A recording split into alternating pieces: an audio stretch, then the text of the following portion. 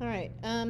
Again, I'm not going to read all of these. These are major regulatory agencies, and I want you to read through these just to kind of get yourself familiar with some of the things that they do. So when you are on answering the FRQ and it asks you a question about in the context of the scenario above, and it gives you one of these agencies, it may or may not give you what they do. You may or may not be able to get that from the context of what the question is.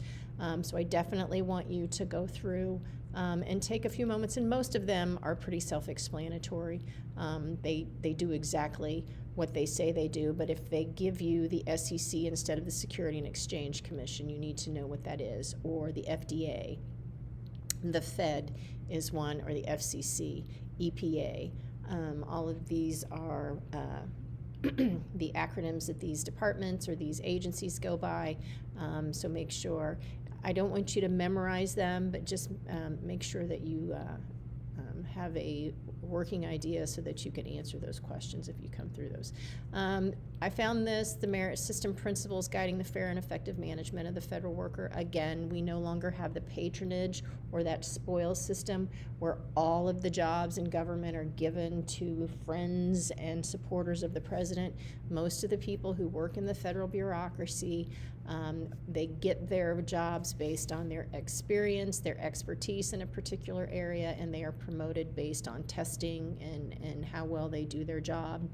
And there is that continuity of service from president to president. Most of the bureaucracy keeps their jobs and have been doing them. It's just the very, very top of these agencies that may change.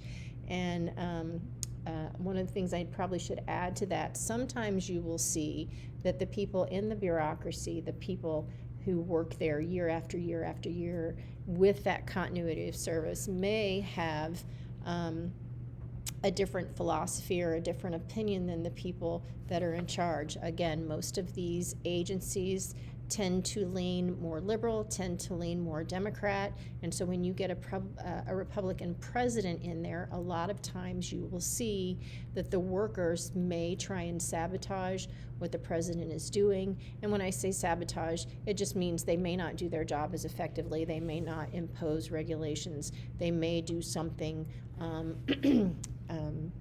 and work against the objective of that particular president. And then the Hatch Act, again, I don't want you to read all this, but I definitely need for you to know that employees who work for the government at all levels are restricted in some of the things that they can do when it comes to elections or campaigning or contributions that they give. You don't want the federal government employees using their positions in government to try and influence the outcome of an election, and those sorts of things. So just take a few moments and look over this, and this is the Hatch Act. And I've never seen it where they actually ask individual questions about the Hatch Act, but just know that there are some rules and regulations if you are going to work for the federal government. Just coming down here to some of these bullet points, you may not distribute campaign materials or items. You may not display campaign or material items, and these are when you're at work, when you're on the job. You can't wear or display partisan political buttons or t-shirts, again, while you are working. So take some time, look over the Hatch Act, just to become familiar with that.